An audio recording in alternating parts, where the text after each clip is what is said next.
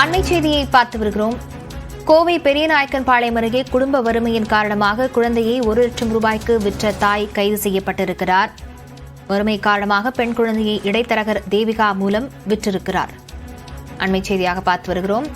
இது தொடர்பான விவரங்களுடன் செய்தியாளர் யோகேஸ்வரன் இணைந்திருக்கிறார். யோகேஸ்வரன், என்ன நடந்தது? காவல்துறையினர் என்ன விசாரணை மேற்கொண்டிருக்கிறார்கள்?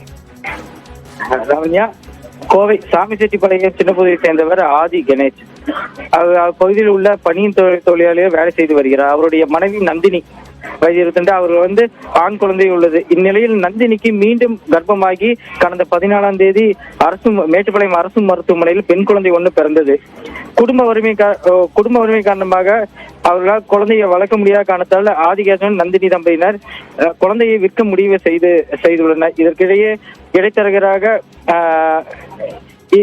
இந்த கஸ்தூரி பாலத்தை நந்தினியை சேர்ந்த இடைத்தரகர் தேவிகா என்பவர் நந்தினி அணுகினார். நந்தினியிடம் மகேஸ்வரன் அனிதா தம்பதியருக்கு குழந்தை இல்லாத 19 ஆண்டுகளாக குழந்தை இல்லாத காரணமாக அவர்கள் இந்த குழந்தையை அவர்கள் விற்க முயற்சி செய்துள்ளனர். இதை தகவல் அடுத்து துடிலூர் மகளிர் காவல் நிலைய போலீசார் குழந்தையை கைப்பற்றி அவர்களிடம் விசாரணை மேற்கொண்டு வருகின்றனர். லாவண்யா, விவரங்களுக்கு நன்றி யோகேஸ்வரன்.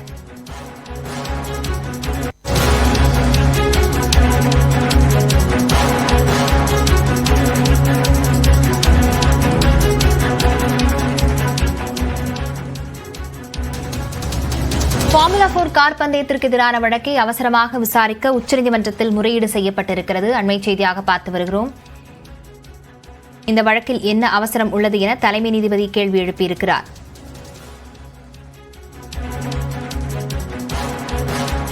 வரும் வாரத்தில் ஃபார்முலா 4 கார் பந்தயம் நடைபெறவிருக்கும் சூழலில் ஃபார்முலா 4 கார் பந்தயத்திற்கு எதிரான வழக்கை அவசரமாக விசாரிக்க உச்சநீதிமன்றத்தில் முறையீடு செய்யப்பட்டிருக்கிறது.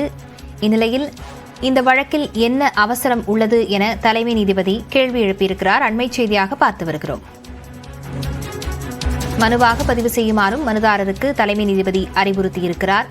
சென்னையில் ஃபார்முலா 4 கார் பந்தயம் நடைபெறவிருக்கும் சூழலில் அதற்கு எதிரான மனுவை விசாரிப்பதற்கு என்ன அவசரம் உள்ளது என நீதிபதி கேள்வி எழுப்பியிருக்கிறார்.